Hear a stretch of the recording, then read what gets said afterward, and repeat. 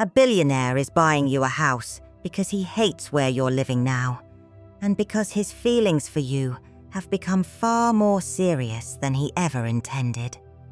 So who exactly is this man with enough money and power to change your entire life almost overnight? He is the kind of man who does not need an introduction in his world. People know his name before he enters the room. He has built, expanded, or taken control of businesses worth more money than most people will ever see in a lifetime. He is strategic, disciplined, and used to making decisions that move millions of dollars with a single signature. Physically, he carries himself with authority, calm posture, controlled expression. The kind of eyes that always seem to be calculating what happens next. And right now, all of that focus is on you. Why does he suddenly want to move you out of your current home? Because once he truly understood how you were living, something in his perspective changed. That is where the Hanged Man becomes important. Not as a prediction, but as a symbol of seeing something from an entirely different angle. For a long time, he admired how well you handled things. The noise, the lack of space, the stress, the routines that exhausted you. You made it work without constantly complaining, and that resilience was one of the things that attracted him to you. But then he stopped seeing your ability to endure it as something admirable. He started wondering why you should have to endure it at all. And once that thought entered his mind, he could not let it go. When did he realize he was actually falling in love with you? It happened gradually, while watching how you move through real life. He is surrounded by people who are impressed by money, status, access, private flights, expensive dinners, and what his name can do for them. You felt different. You spoke to him like a man, not an opportunity, and that completely disarmed him. So what kind of house is he looking for? Not something ordinary. He wants privacy, space, natural light, a gated entrance. Quiet surroundings, floor-to-ceiling windows, a bedroom where you can finally wake up without feeling rushed, crowded, or drained. But here is what makes this more personal. He is not simply looking for an expensive property. He is looking for a place that feels like you.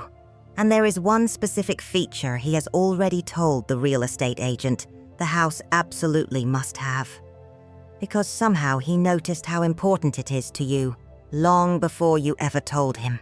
A private garden, not a decorative strip of landscaping beside the driveway, not a rooftop terrace overlooking the city. He specifically wants a protected outdoor space where you can step outside without neighbors watching, traffic rushing past, or anyone demanding something from you. And there is a reason for that.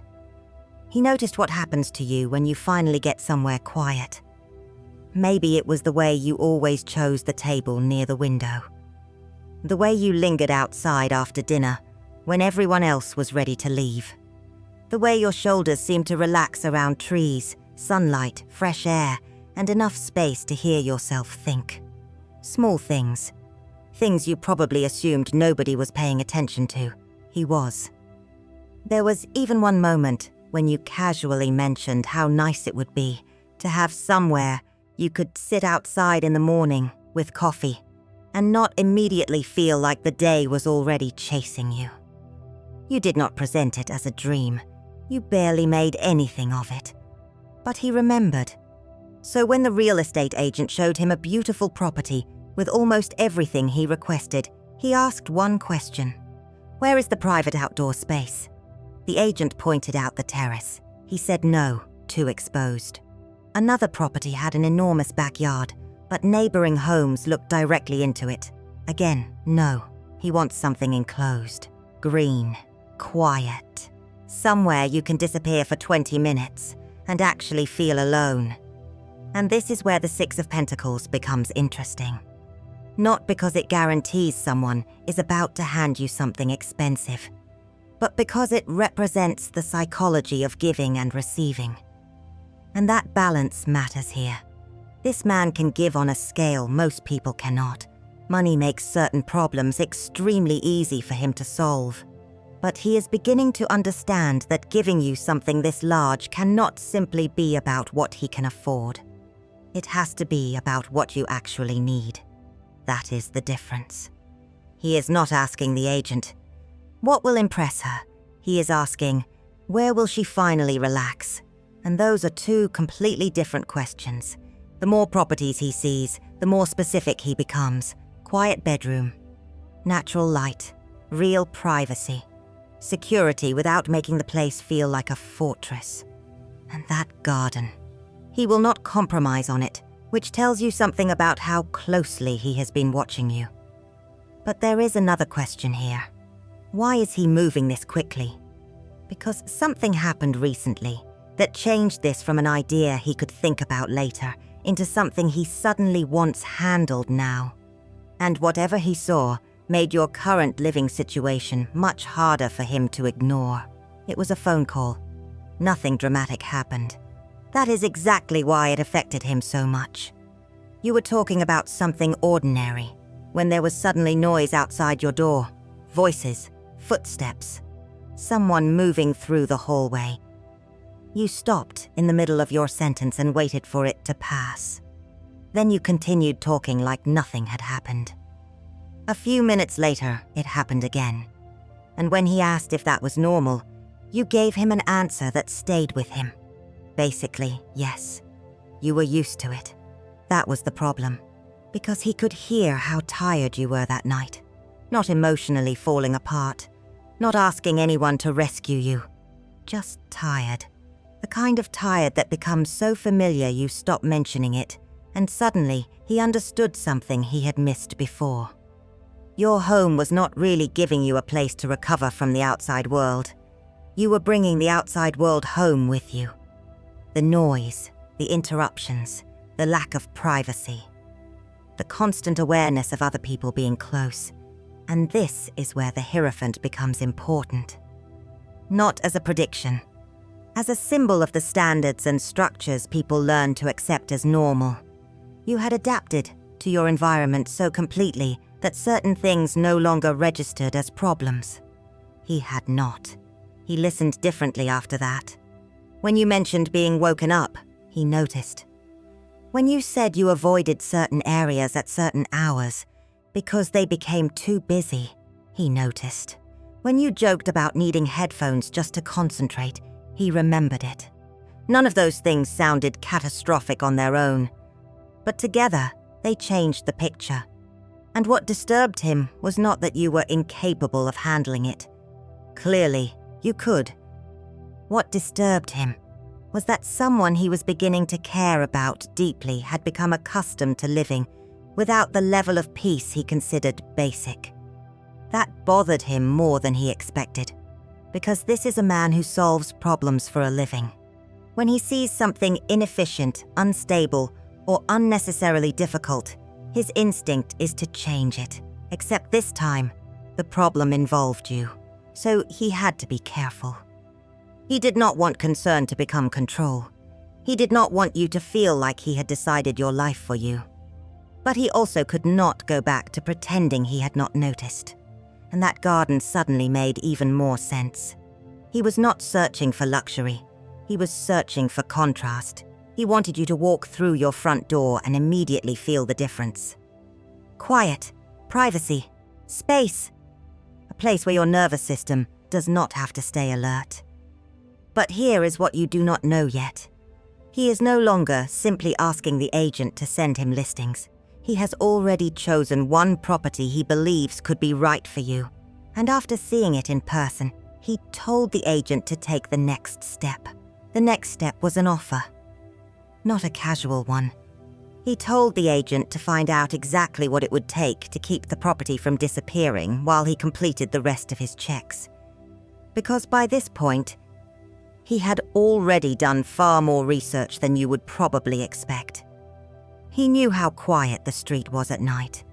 He knew how much traffic passed through the neighborhood in the morning. He knew where the nearest grocery store was, how long certain drives would take, and whether the surrounding properties could see directly into the backyard. He even asked what direction the bedroom windows faced. The agent thought that question was unusual. Then came another. How much sunlight does the garden get before noon? That was when the agent started realizing something. This house was not for him. At first, they had assumed he was searching for another property for himself. Maybe somewhere more private. Maybe another investment. But almost none of his questions were about what he normally valued in his own properties. They were about you. Would you be able to sleep without traffic waking you? Could you sit outside without being watched? Would the kitchen feel easy to move through? Could you work somewhere with natural light? Was the security good without making the house feel closed in? Every question came back to the same thing. How would you feel living there?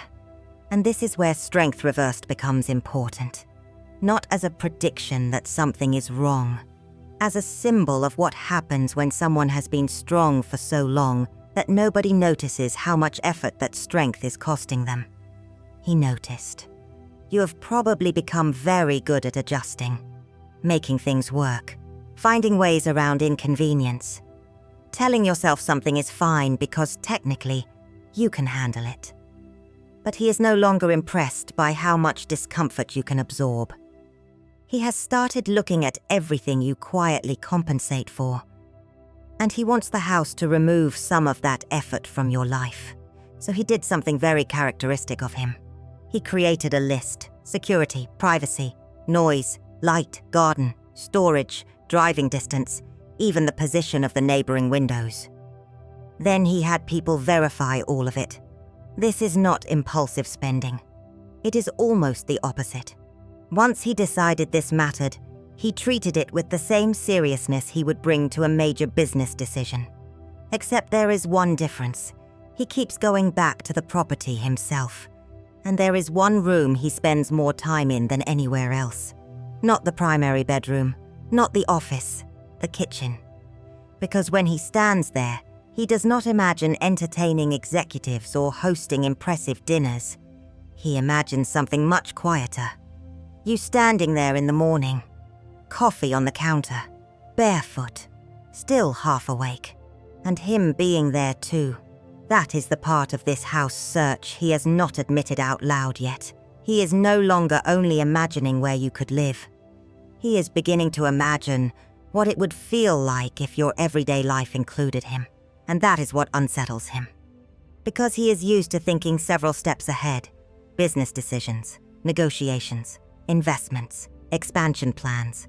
He can look at numbers, study the risks, and usually know exactly what he wants to do. But this is different. When he stands in that kitchen, the future he imagines is not impressive. It is ordinary, and somehow that makes it more serious. He imagines you reaching for the same mug every morning. He imagines coming home and hearing you moving around somewhere in the house. He imagines sitting across from you after a long day without either of you needing to entertain anyone, impress anyone, or be anywhere else. No private event. No formal dinner. No people watching him. Just you. That kind of normal life is something money has never been particularly good at giving him. He can buy privacy. He can buy convenience. He can arrange almost anything. But he cannot purchase the feeling of walking into a room and knowing the person there genuinely wants him around. And that is where the Two of Swords becomes important. Not as a prediction. As a symbol of someone who already understands the decision in front of them, but is hesitating because admitting the truth will change everything. That is where he is, emotionally. Part of him is still trying to call this a practical gesture. Your current place is stressful. This house is better. He can afford it. Simple. Except it stopped being simple the moment he started imagining himself there too. Because now he has to confront what that means. He is not only thinking about improving your living situation. He is imagining routines, holidays, your things slowly appearing around the house. People you care about sitting around the dining table, your favorite food in the refrigerator, your shoes near the door, and maybe, eventually, his things beside yours. That realization makes him more cautious, not less, because he knows how easily someone with his resources can overwhelm another person. What feels like an obvious solution to him could feel enormous to you. Too fast, too expensive, too serious, maybe even suspicious. So he keeps holding two ideas at once. He wants to give you something that could make your life easier. And he does not want that gift to make you feel as though your life now belongs to him. That distinction matters more to him than you realize. Which brings us to the real question. If he already knows what he wants, why has he not simply told you? Because for perhaps the first time in a long time, this man is genuinely unsure how someone will respond to what he is offering. And what he fears is not that you will dislike the house. He is afraid you will misunderstand what the house means, because money changes the meaning of things. Especially when one person has far more of it than the other. He knows that. A house might feel simple to him financially. To you, it could feel enormous. And that is exactly what makes him hesitate. He does not want you looking at the keys and wondering what they cost emotionally. What does he expect now? What are you supposed to give back? Does accepting this mean he gets a say in your decisions? Does it mean you owe him something? Those questions bother him because the last thing he wants is for generosity to create a kind of pressure you never agreed to carry. And this is where the Three of Pentacles reversed becomes important. Not as a prediction that something will fail. As a symbol of what happens when one person starts building something without truly involving the other person. That is the danger he sees. He could arrange everything himself. Choose the property, complete the purchase, have someone place the keys in your hand. Technically, he could make the entire problem disappear without requiring anything from you. But would that actually respect you? That is where he stops. Because one of the reasons he became so interested in you was your independence. You never seemed fascinated by what he could provide. You had opinions even when they disagreed with his. You did not automatically let him decide because he was powerful. And instead of irritating him, that made him trust you more. So now the very thing he has always used to make life easier, money, is making this conversation harder. He has even given unusually specific instructions to the people helping him. No hidden conditions. No arrangement that makes you financially dependent on him. No paperwork designed to quietly give him control later. And most importantly, nothing becomes final in a way that removes your ability to say no. That last part matters. Because he knows you might. You might tell him it is too much. You might ask him to slow down. You might refuse the entire thing. And although he would not like that answer, he knows you have to be allowed to give it. Otherwise, this is not really a gift. It is a decision he made for you. But someone close to him recently pointed out something even more uncomfortable. A person who has known him for years looked at everything he was arranging and asked him a very simple question. Why are you doing this much for someone if you still insist this is just about helping them? He did not answer immediately because suddenly the question was no longer about the house. It was about him. Was this generosity? Was this love? Or had he already started building a life around you before he was willing to admit that was what he was doing? That was the question his longtime advisor asked him. Not an employee who simply agrees with whatever he wants. Someone who has known him long enough to challenge him. And the conversation was direct. Are you helping her because she needs a better place to live? Or are you buying this house because you have already decided you want her in your future? He did not answer immediately. He looked down at the property documents in front of him. That silence said more than he intended, because there was another problem his advisor could see clearly. You had not asked for any of this. No request. No hint that you expected him to solve your housing situation. So the advisor asked another question. What happens if she walks into this house and feels obligated instead of loved? That one bothered him. because it was possible. And this is where the Three of Wands becomes important, not as a prediction, as a symbol of looking beyond the immediate decision and considering what happens after it. He had been focused on getting you somewhere better, but now he had to think about what came next. What would accepting the house do to the relationship? Would you start questioning whether you could disagree with him? Would you feel uncomfortable setting boundaries? Would every argument suddenly carry the weight of what he had given you? He did not want that, and his advisor knew exactly where to push. You solve problems with resources, they told him. That works in business. This is not business. Again, he went quiet, because that was true. He could solve the practical problem in an afternoon, but he could not solve the emotional part with a wire transfer. Then came the question he had been avoiding. If she already had the perfect house, would you still be doing all of this? And his answer came quickly. Yes. That changed the conversation, because suddenly this was no longer about rescuing you from an inconvenient living situation. The house was simply where his feelings had become visible. He wanted you closer to his life, not dependent on him. Closer. There is a difference. And once he admitted that, he changed the plan. He told the agent not to prepare the property as a finished surprise. No staged reveal. No keys placed in your hand before you understood what was happening. Instead, he wants you involved before the final decision is made. He wants to bring you there, let you walk through it, let you notice the garden yourself, let you decide what feels right and what does not.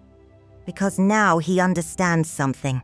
The most personal thing he can give you is not a house chosen completely without you. It is the ability to choose what the next chapter actually looks like with him standing beside you. And that changes how he approaches everything. Because his first instinct is still to take control. That is what he knows. See the problem. Make the decision. Remove the obstacle. Move forward. For most of his life, that approach has rewarded him. But with you, he is beginning to understand that getting the outcome he wants is not the same as building something healthy. So he narrows the search. Not to one house, to 3. Each one has privacy. Each one has natural light. Each one has enough space for you to breathe. And every one of them has some version of that private outdoor area he knows matters to you. But he refuses to make the final choice. That part belongs to you. And this is where the Queen of Swords reversed becomes important. Not as a prediction. As a symbol of what can happen when intelligence and certainty become too rigid. When someone becomes so accustomed to knowing what should happen that they stop asking what another person actually wants. He does not want to make that mistake with you. So even though he has opinions about which property is best, he is forcing himself to leave room for yours. That is harder for him than it sounds. He is used to people waiting for his decision. Now he is preparing himself to hear yours. And you may have already noticed something different. He has been asking strange little questions. Would you rather live closer to the city or farther away if it meant more quiet? Would stairs annoy you? How much space would you actually use? Do you like modern houses, or do they sometimes feel too cold? Questions that seemed random. They were not. He was collecting information without wanting to reveal why. But that cannot continue much longer. Because he has decided he needs to show you what he is doing. Not after everything is finished. Before. He wants to bring you to the property he believes you will choose. Walk through it with you. Listen when you say what you like. Listen even more carefully when you say what you do not. Because the point is no longer to prove what he can provide. It is to find out whether the life he is beginning to imagine actually feels right to you too. And there is something waiting inside that first house. Something small. Something the agent assumed was just another unusually specific request. But it is not. Because he asked for it before he ever started seriously looking at properties. And when you see it, You are going to understand that this house did not begin with real estate. It began with a moment between the two of you that he never forgot. And that moment comes back the second you walk inside. At first, you notice the silence, not uncomfortable silence, actual peace. The kind where you suddenly realize how much background noise you normally live with, because there is none of it here. No footsteps outside the door, no voices through the wall, no traffic constantly pulling your attention away, just space. Then you notice the light, large windows, open rooms, and when he leads you toward the back of the house, you see the garden, private, green, protected from the neighboring properties. Exactly the kind of place you once described without realizing he was memorizing every detail. But that is not what stops you. There is another room, smaller than the others. He opens the door and lets you walk in first. There is a desk near the window, shelving along one wall. Enough room to work, create, read, think, or simply close the door and have somewhere that belongs completely to you. And immediately, you remember something. Months ago, during a completely unrelated conversation, you mentioned that one day you wanted a space where you could actually focus. Nothing elaborate. You said you wanted a room with good light, where you could work without constantly clearing things away, or trying to concentrate while everything else happened around you. You probably forgot saying it. He did not. That is when the house starts feeling different. Because this was not assembled from a list of expensive features. It was assembled from things you said when you did not think anyone was taking notes. And this is where the Two of Pentacles reversed becomes important. Not as a prediction, as a symbol of what happens when someone has been juggling too much for too long. Work, responsibilities, noise, other people's needs, constant adjustments. He has watched you keep all of it moving, but he does not want this house to become one more thing you have to manage. So when you turn toward him, he keeps the explanation simple. I found a few places. Not, I bought your house. Not, this is where you are going to live. He tells you he thinks this one could suit you. He tells you nothing happens unless you want it to.